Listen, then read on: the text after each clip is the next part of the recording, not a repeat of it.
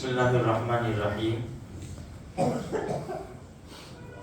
دیکھو، ہم جو نماز پڑھنے کے لیے آئے ہیں تو ہمیں خبر دی گئی اذان کے ذریعے۔ اذان کا معنی ہوتا ہے اعلان۔ اذان اعلان، اللہ کی طرف سے اعلان ہوتا ہے کہ بھائی اللہ کی ذات بہت بڑی ہے، اللہ بلا رہا ہے۔ اس لیے دیکھو، ایک تو اذان کا جواب دینا ہوتا ہے لفظی، حدیث میں ہے تم اذان کا جواب دو، یعنی مؤذن جو کہے ایسے ہی الفاظ تم کہو۔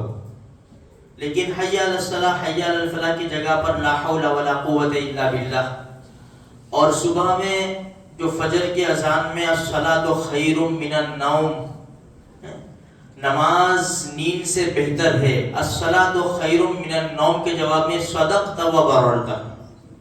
باقی جتنے بھی اذان کی کلمات ہیں ہم اسی طرح اس کا جواب دیں گے۔ اتنا ہی ثواب ملے گا جتنا مؤذن کو ملتا ہے۔ مؤذن کا ثواب بہت بڑا ہے، بہت بڑا ثواب ہے مؤذن کا۔ اچھا، ایک تو لفظی ہم نے جواب دیا، اذان کا جواب دے دیا۔ اب دوسرا جو جواب دینا ہے وہ عملی، یعنی عمل کرنا ہے، نماز کے لیے خدا کے دربار میں آنا ہے۔ دیکھو، جب ہم دیکھتے تھے پہلے، جب بوڑھے لوگ چند سالوں پہلے کہ جب اذان ہوتی تھی نا تو گھر میں جو بھی کچھ کام کرتا تھا نا، ہمارے بڑے بوڑھے لوگ وہ کام بند کر دیتے تھے، بس اس کو رکھ دیتے ایسا، سکون کے ساتھ اذان کی آواز سنتے اور جواب دیتے اور نمازیں پڑھتے تھے۔ اور آج افسوس کی بات ہے، انسان ٹی وی بھی دیکھتا ہوگا نا تو اس کی آواز کم کر دے گا، بند نہیں کرے گا، جو کام کرتا ہے وہ کرتا چلا جا رہا ہے۔ اذانوں کا جب یعنی ہمارے دلوں میں احترام نہیں رہے گا تو نمازوں کا احترام کہاں سے آئے گا؟ اس لیے اذان ہو رہی ہے، بازار بھرے پڑے ہوئے ہیں، اذان ہوئی نماز پڑھنے والے دو چار لوگ چلے جائیں گے نماز پڑھنے، باقی بازار بھرا پڑا ہوا ہے۔ عبداللہ ابن ام مکتوم نابینا صحابی رضی اللہ تعالیٰ عنہ اللہ کے رسول صلی اللہ علیہ وسلم کے پاس تشریف لائے۔ یا رسول اللہ، میرا مکان دور ہے، لانے والا تو ہے مجھے لیکن اس سے بنتی نہیں ہے، تو کیا کروں، گھر پر نماز پڑھ لوں؟ تو نبی کریم صلی اللہ علیہ وسلم نے ان سے پوچھا کہ تم اذان کی آواز سنتے ہو اور ایک دوسری روایت میں اقامت کی آواز سنتے ہو؟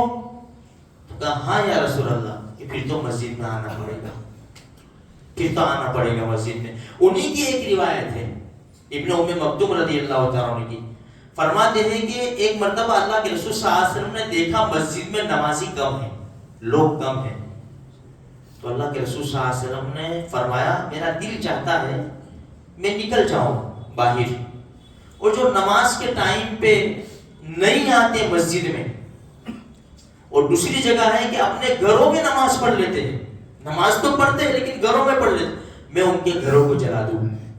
اب رحمت والے نبی ایسے جملے کہے کہ بھائی جو نماز کے لیے نہیں آتے میں ان کے گھروں کو جلا دوں، کتنی بڑی چیز ہو گئی۔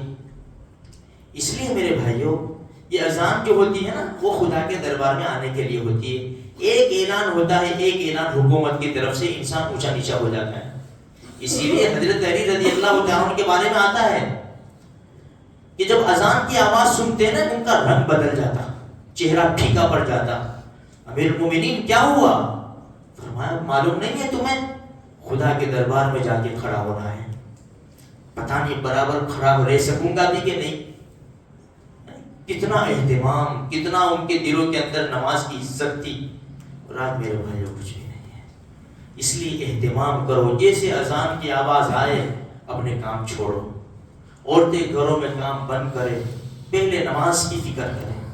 نماز ہماری زندگی میں ہوگی نہیں میرے بھائیوں، ہمارا دنیا کا معاملہ بھی آسان ہو جائے گا، قبر کا معاملہ بھی آسان ہو جائے گا، اور آخرت کی منزلیں بھی آسان ہو جائے گی۔